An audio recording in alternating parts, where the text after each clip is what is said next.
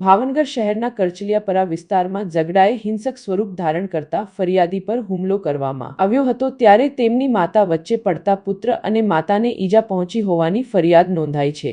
આ ઘટનામાં મહિલા સહિત 5 શખ્સો સામે ગંગાજળિયા પોલીસ સ્ટેશનમાં ગુનો દાખલ થયો છે।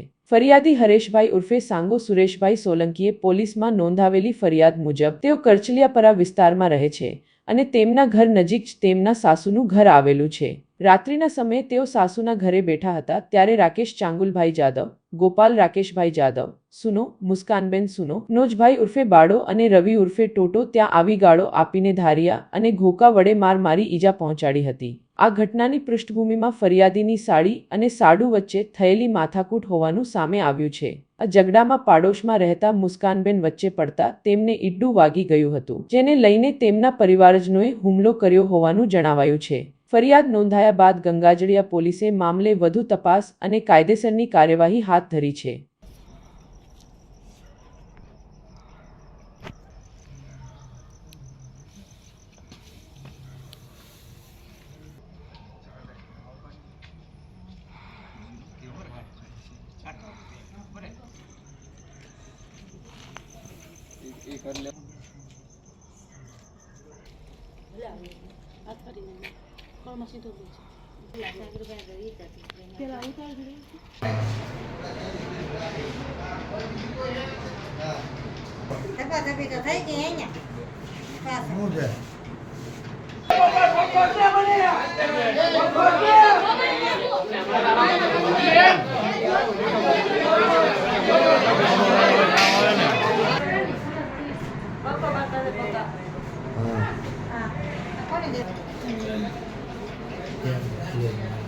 મને ચેન ચક્કર મારી દીધી।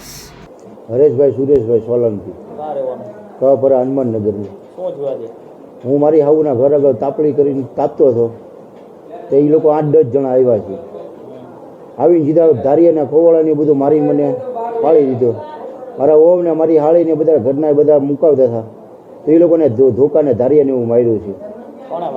રાકેશ છે, એક સુનો છે, એક ટોટો છે, રાકેશનો છોકરો ગોપાલ છે, એક રવિ કરીને છે, રાકેશની વહુ છે, 2 બાઈઓ બીજી છે।